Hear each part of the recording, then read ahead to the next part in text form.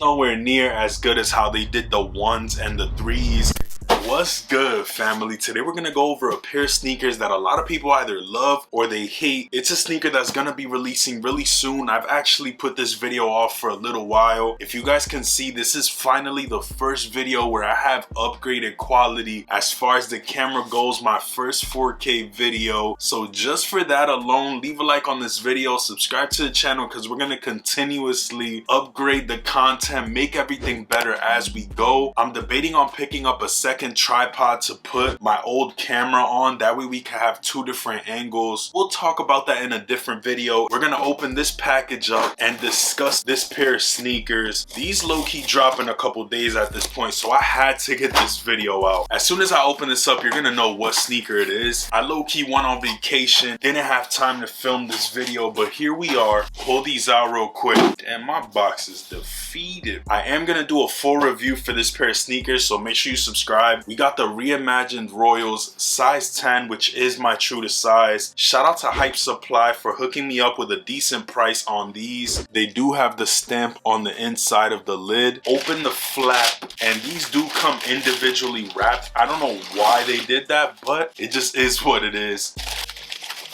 Here we have the Jordan 1 Reimagined Royals. I was one of the people that was hating on these at first because I just wasn't used to seeing the Royals look like this, especially since I do have the 2017 Royals with the leather. I was just expecting them to do what they did on the Chicago ones. I love the Lost and Founds, and it just doesn't make sense how they ended up with the full suede Royals. That's kind of the reason why a lot of people are either loving the sneaker or hating the sneaker. I understand this is still reimagined, but it's nowhere near as good as how they did the ones and the threes. These are the OG with the vintage effect, and it's kind of what we were expecting as far as the mock-ups went for the Reimagined Royals. This is still a fire sneaker nonetheless. I was expecting something else, but it doesn't take away from the materials that they put on the shoe. I'm not gonna let my expectations take away from what this sneaker is in general. They still put crazy materials. Look at the stroke on the suede. Only thing I could compare it to is like a Travis Scott collaboration. The suede on these is impeccable. I do think these are gonna sit, and I'll go into it a little bit more in detail for the full review. I'm gonna be comparing these to the 2017 Royals. I'm gonna throw them on feet, lace them up. Y'all know how we do for the full reviews. This is just the early look on the Jordan 1 Royal Reimagined. These are gonna release November 4th at a retail of $180. Honestly, I was expecting Jordan Brand to hit us with the 200 for these, and I'm glad they didn't, because that would have made these sit even more than they are. The material on the top is almost like a heavier, thicker suede, and then you get this nubuck material around the toe box. I don't even know if it's a nubuck. It's definitely a smooth brush back and forth type of suede. Blue on the Reimagined pair is a lighter tone. I don't know if that has to do with the materials or the color that they actually went with, but you can tell from a distance this is the Reimagined, this is the OGs. There's a lot of slight differences, but just like the satin breads, these Royal Reimagineds with the suede is still doing it for me, bro. These ended up sitting for a little bit. I would honestly expect these to sit even more than these did. Let me know in the comments if you guys are gonna be going for these. I know there was an exclusive access for them already, so some of y'all might have already picked these up, but I had to grab these for the collection. If you do own the 2017 Royals, I don't think that this is a sneaker you have to have. For a collector like me, I love having both iterations of it. If I want to pull out the leather, I'll do that. If I want to pull out the suede, I'll do that. At the end of the day, it's slightly different. Honestly, the first double up that I have in my collection, I don't typically go for doubles of sneakers. Royals are one of my favorite Jordans ever made. I low-key like the Royals more than the breads. That's just my opinion. It is what it is. If you want to pick up this sneaker, you should be able to pick it up. I don't see these selling out too fast. They might even sit for a couple days in my opinion, but then again, we just never know these days. Let me know if this is a sneaker you're gonna be going for come this Saturday. It should be a fairly easy sneaker, but don't sleep nonetheless, because I do think that the materials they put on these are more exquisite than you would expect. Like, come on, look at that stroke motion on these.